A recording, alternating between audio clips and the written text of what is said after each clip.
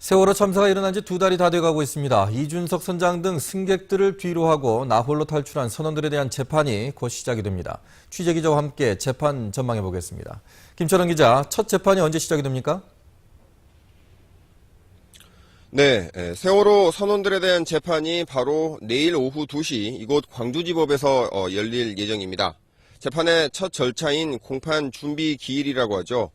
영화나 드라마에서 보는 것처럼 검사나 변호사가 쟁점을 놓고 다투는 건 아니고 판사가 피고인들의 신원을 일일이 확인하고 앞으로 계속될 심리를 하기 전에 사건에 대한 쟁점을 정리하고 입증 계획을 정하는 절차를 말합니다. 당초 광주지법 목포지원에서 재판이 열릴 예정이었는데요. 기소된 피고인들이 15명이나 되고 또 그보다 훨씬 많은 피해자 가족들이 방청을 할 것으로 예상돼 장소가 넓은 이곳 광주지법에서 재판을 하게 된 겁니다. 피해자만 300명이 넘고요. 또 재판을 취재하는 취재진만 해도 국내외 수백 명이 몰릴 것으로 예상돼 법정이 꽉 들어찰 것으로 예상되고 있습니다.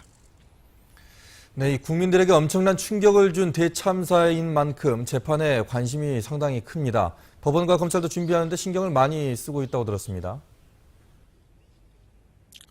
네, 검찰은 사고 초기부터 용의자들을 직접 조사하고 또 피해자들과도 접촉해 왔기 때문에 긴장감은 좀 덜한 듯하고요. 이들을 처음 맞는 법원의 긴장감이 상대적으로 큰 것 같습니다. 세월호 사건의 진실을 밝혀내야 하고 또 법원이 어떤 결론을 낼지에 대해 국민적 시선이 쏠려 있기 때문에 부담이 그만큼 더 큰 것으로 보입니다. 관계자들이 워낙 많기 때문에 사람들은 두 개의 법정으로 나뉘어서 재판을 보게 됩니다. 주 법정인 201호에서 주로 재판이 진행되고요. 법원은 보조법정인 204호를 마련해서 모니터를 통해 재판 과정을 지켜볼 수 있게 했습니다. 다 해서 153석이 있는데 재판부는 피해자 가족들에게 105석을 배정했습니다. 또 재판의 공정성과 국민의 알 권리 보장 등을 위해 일반인 좌석 20석도 추첨을 통해 배정했습니다. 법원 직원들은 재판 도중에 갑자기 쓰러질 수 있는 피해자 가족들을 위해서 심폐소생술 등 응급처치 교육과 피해자들을 위해 배려해야 할 사항들을 교육받기도 했습니다. 또 이번 재판은 2주 간격으로 진행되는 다른 일반 재판들과 달리 피해자 가족들을 위해 매주 한 차례 이상 공판을 진행하는 집중 심리 방식으로 이루어질 예정입니다. 어린 학생과 승객들을 뒤로 하고 먼저 탈출한 선원들이 어떤 재판 결과를 받게 될지가 관심인데 어떻게 예상이 됩니까?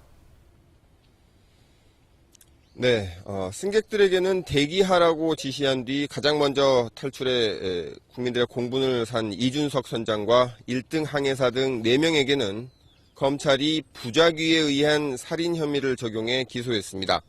이 부작위에 의한 살인이라는 말이 좀 생소하죠.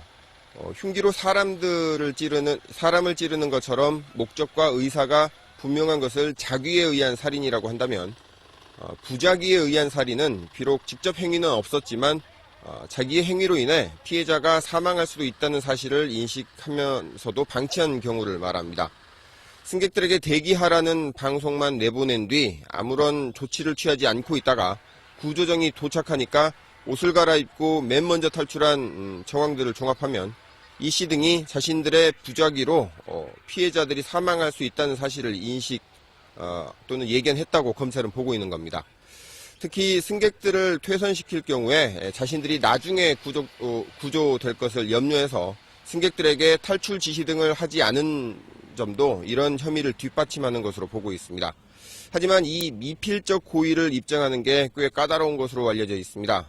전문가들은 선원들이 구조 의무를 다하지 않은 것은 사실이지만 미필적 고의에 의한 살인으로 숨진 사람이 누구인지를 밝혀내고 또 이 인과관계를 입증하는 것이 쉽지는 않을 것으로 보고 있습니다. 지금까지 광주지법에서 MBC 뉴스 김철원입니다.